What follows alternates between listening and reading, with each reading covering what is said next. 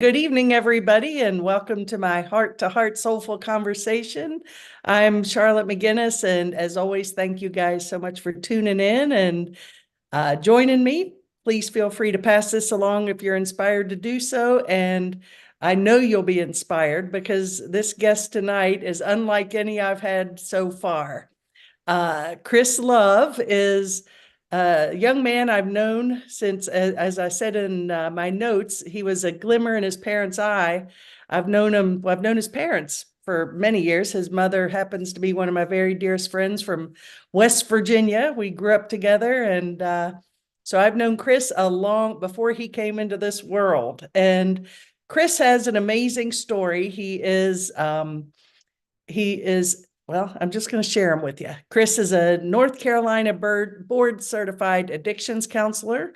He has a wide variety of clinical experience supporting individuals and families. Over the years, Chris has worked in all different levels of mental health treatment. Chris got his start working in intensive outpatient care and going on eventually to help create North Carolina's first recovery high school in 2019. So we're here. We're going to have a great time today. Chris, thank you so much for being here. Really appreciate it. Yeah, thank you for having me. I'm so excited to be here and do this with you. This is such a cool opportunity. Thank you. Yeah, well, this is so special because your mom is like a sister to me, and you all are so close to your parents, and your dad is amazing as well. You're very blessed, and your brother, just a good family, really, and you all are awesome, and we'll get into that in a little bit. But I was wanting to share a little bit about your story, and when you were younger. I know that you had some issues with addiction, and you went through a pretty turbulent time, and you started pretty young. And if you wouldn't mind just telling us about your background, your story, because I know your parents made many attempts to help you out of this. Your mom would come up here and visit with Ellen and I, and she'd just be, devastated. And Oh, man. she and your father, they never gave up. And I want to talk about that in a minute as well. But tell us a little bit about your background in that addictions and recovery. Yeah, so I mean, it's something to note that this is like such a full circle moment too, that, I think that's the side that a lot of people don't see is like the parents and some of the distraught, the mom that's, driving up to her best friend's house in the mountains to seek solace, to get some sort of like it's a battle, and I think that going through this at a really young age, it's a very long story, but I'll give you some of the highlights where um, I think my story is definitely unique. I wouldn't say that it's anything special, but it's definitely one that's made me who I am today. Um, and it's put me in a position to help a lot of people and work in the community. And like the bio that you read that's like more of like my professional background. And um, it's interesting because like, growing up, really, I think with the super standard, like, my family, it's like kind of like it was a very poster board, family where it's like, these are the, suburban family. And so like, growing up, uh, there started to become a sense of, such a confidence, whereas like I was a high school principal at one point, or I'm sorry, the principal, the president, like the president of my middle school, like where it's like they voted me in, and I was like really well liked, and um, there's kind of like this subconsciousness that clicked around high school, where it was like I was getting ready to go, or late middle school, whereas like I kind of started to become self-conscious. I started to hang around some of the wrong people. I started to seek, I guess, like approval a lot, as like most kids do, but it was like super overly. I needed to get your approval. It was one of those things where I was, doing stuff I wouldn't normally do just to seek approval. And so, what started as something that was, super recreational led to pretty quickly a relationship with drugs and alcohol that became pretty consistent, and I relied upon it. And to make a long story short, it was one where it's like when it happened fast, and the consequences started building up.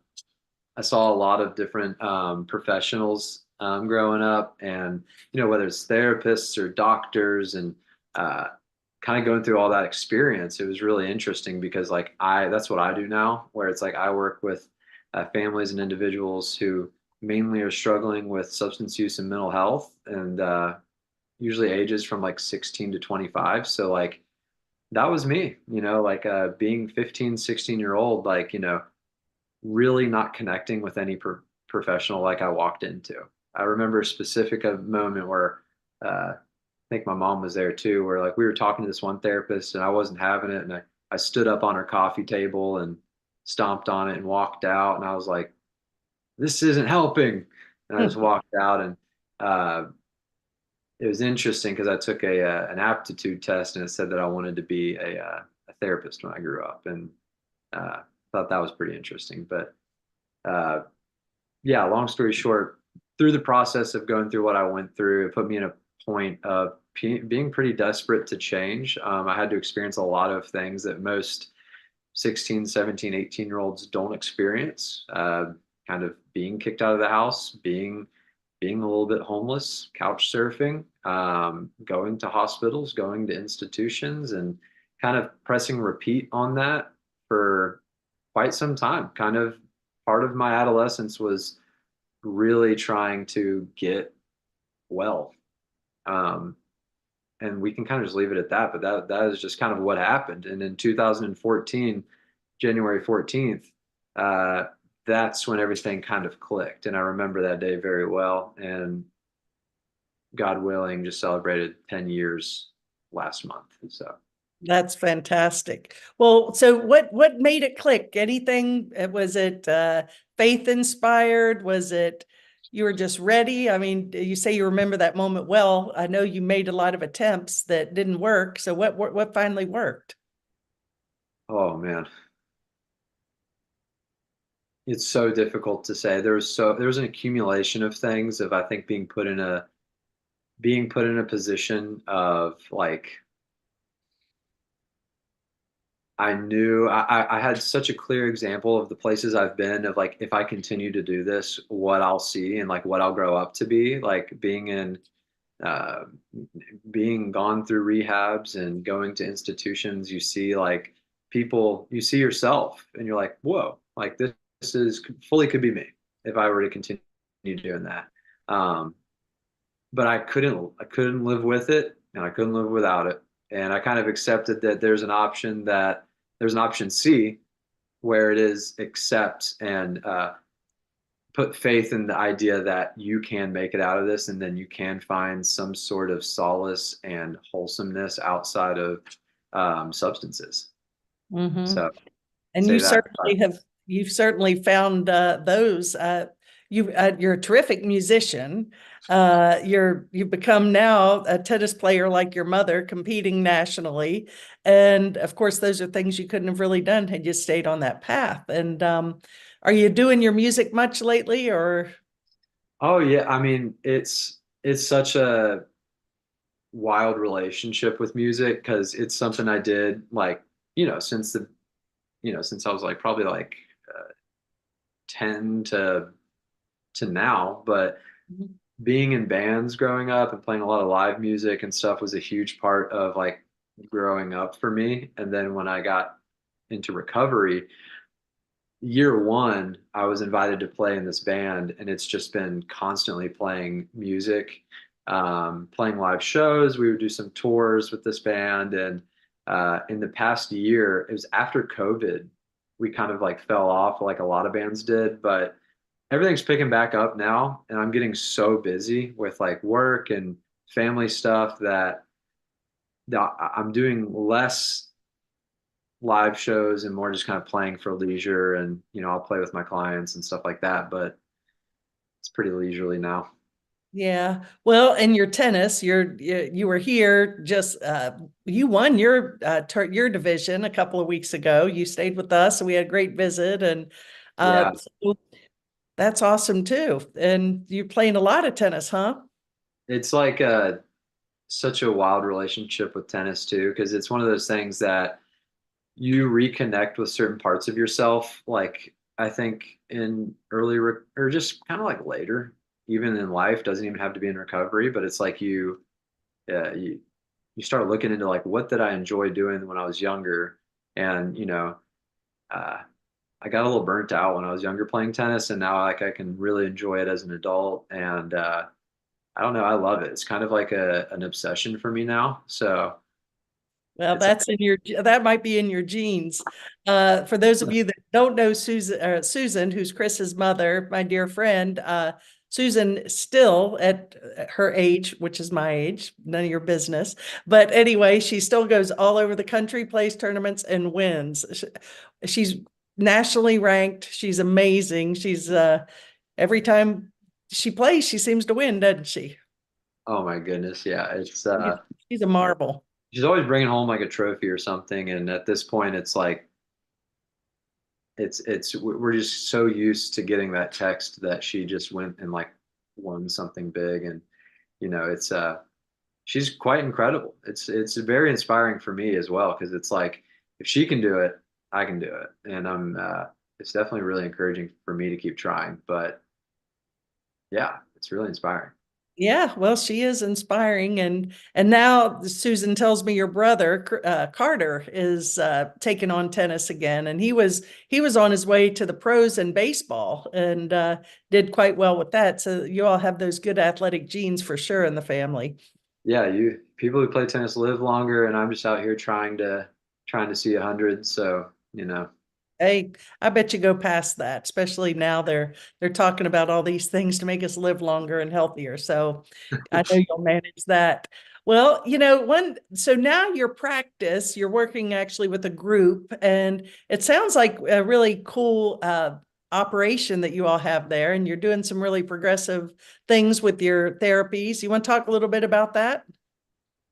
yeah, we so it's at Health Quest Therapeutics in Charlotte, and uh, I joined a group of doctors in like the South Charlotte area that was really doing something really special that I didn't want to miss out on. And when I had the opportunity, I did not want to miss it because after the nonprofit that I helped develop, it was quite apparent that I wanted to, still work in the field and still work with substance use and mental health, and um, had a private practice. I was by myself, and I just had like kind of uh, the need to grow. And when I had this opportunity and saw what they were doing, it was quite unreal because they were actually building their own practice, like from the building the walls, building the program, and developing something that is just really special. And so I've been working with them for about I'd say like, geez, like 8, 9 months now, or no, it's been a little bit over a year that we've been working together, and it's been wild. I was just telling you how it's changed from uh, working with one person, just like virtually, like we are right now. Mhm. And I had the dream where I was like, this is I want to do this. I want to work with people, and I did that, and um, it's grown to now. It's at the point where it's so busy, I need a break. But it's Yeah. Well, that means you're good. They're beating down the door for you. That's a good thing. But yeah, you do have to have that balance, and that's part of living life is always sort of checking in and figuring out how to balance ourselves. And you've not only got all this wonderful work going on, you've got an awesome son, and he is literally an awesome kid, Jack. And what is he, 7 now? yeah, he's 7, and he might be busting through that door any minute. So if he does, just my apologies for that. But Well, he is adorable and truly such a well-behaved young man. And he stayed up here with you a couple of weeks ago. And to be honest, Ellen was a little nervous. She goes, "Oh my God, a 7-year-old." And I said, "No, he's a great kid." And Ellen fell in love with him. And he was just so sweet. He's just a good kid, which says a lot for you. And I know he's had a big influence from your mom and dad. And uh anyway, we love Jack. And so go Jack. Yeah, Have I'm you got glad. him into tennis yet? A little bit. He's like in between baseball and tennis, so it's like he wants to smack the crap out of it when he hits, which is good, but it's like, there's doesn't correlate sometimes. Yeah. Well, listen, I know one thing you did years back was, and you made mention the not-for-profit, which was actually the first, was it a high school for recovery? Yeah, Uh, North Carolina's first recovery high school. yeah, tell us about that. That is very cool. So like a big part of my journey that was kind of unreal, and it was like a list. It was like a boom, boom, boom, boom, and I kept like telling the close people around me, like I was like, this is. It feels like this is something not of my doing because I was being placed in positions that kept feeding off one of each other and snowballing. And one of those was I was I had the opportunity where I was working at a car dealership before I started working in the field. I had the opportunity because I was like, it was this guy knew that I was like sober and I was young, and he was like, "Hey, do you want to share your story at this conference?" And it was pretty much like a local healthcare conference run by this Anuvia, which is like they're like a healthcare place in Charlotte. And there was about 600 people in the room, and I didn't know that, but I was like, all right. I walked in and I shared my story in front of like 600 people. Was so scared, but I did it anyways. And through that experience, this lady came up to me after I was done kind of like talking, and she was like, "Hey, do you remember me? I was your math teacher in high school." And I was like, "Not at all. I don't really remember anything from high school, but it's great to meet you." And she was like, "Yeah, we're starting this thing. It's called the Emerald School of Excellence. It's North Carolina's first recovery high school. It's an idea. At the time, it wasn't even named that. It's just like kind of like an idea.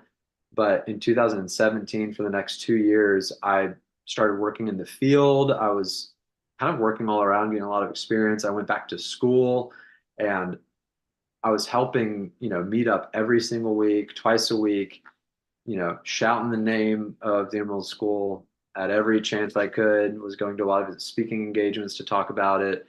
Um, and we formed a committee, a board of directors, and we had the goal of raising, a lot of money to start this school. And so in 2019, it actually happened. And we had two students. Like imagine that, like you go to a school and it's just me, the principal, and one other kid. So imagine that. And so that's what it started like. And now it is just, I've watched it grow in the past, 5 years into like a legit amazing school that's like doing huge things. And I was there for about 3 years, like working in the day to day. And so it's quite something special. There's not a whole lot of places like it. It's a movement that's pretty new, recovery high schools, but it definitely meets the gap of like a lot of or builds the bridge to like a lot of things that we didn't have. Like I could have used that when I was in high school. It was quite great. Wow, that is, it's wonderful. And there is that the only one in North Carolina, or have they developed more? This is Charlotte, by the way, But yeah, Charlotte. there's one more in Raleigh Mhm. that was just recently built. But yeah, it's a newer concept. Yeah. I think it's awesome. Well, good. That's a beautiful story. And I remember when you were going through all that, and I'm so happy to hear it's not only still going, but it's thriving. And I think they're just going to continue to pop up. I mean, I can see the need. And is so what are the grades on that? Is it high school 9 through 12, or? Yeah. Yeah. And if someone wanted to find out more about it, is they have a website, or? Yeah, Emerald School of Excellence. That's what they're called. And you can just look that up, or reach out to me or whoever. Um, yeah. Anyway, you really they're getting pretty popular, so that's good. That's fantastic. Well, good. And so proud of you for doing that. And that's just an amazing thing. So, now here you are, you've been clean and sober 10 years. You're in a beautiful relationship. I've met a girlfriend partner with Megan, who's a dear, and you got your beautiful son Jack, and you're got a thriving practice. You're winning tennis tournaments, and life is good. So you are definitely a phoenix who rose from the ashes without question. And so I know a lot of people watching this are, they may know someone who's in a dire situation, or they may be themselves. How would you tell someone what's the first step for someone to do to get the help they need? And I want to, it's sort of a twofold question. If it's someone listening who needs the help, or a family or a loved one who wants to help someone, I mean, where do they begin with this? There is for a lot, yeah, I mean, so the process is one that just starting it is going to be great. It's kind of knowing who to talk to. So like there's like a lot of you have to kind of know people, and unfortunately if you like just there's a lot of places that might not match up to what your loved one or child needs. The best thing is to always reach out to kind of like a trusted professional in the community that works in the field. I know I can speak for Charlotte, where it's such a tight knit community, and like there's a lot of collaboration that people know each other. And usually, if hey, I've got uh, a situation where the kid, his parents are going through a divorce, he's starting to dabble in substances, and we just really need to get him connected, and school's not going so well. Sometimes there's like really people who fit that niche that are able to help him. Um, it's difficult because there's a stigma, right? And like I think that also we don't a lot of places, a lot of people don't really like to come out until it's really bad. And it's one of those diseases where, you wouldn't wait for cancer to get super bad before we start to treat it. Like once we start seeing signs of it, it's a progressive fatal disease that it's not something that you're supposed to take lightly.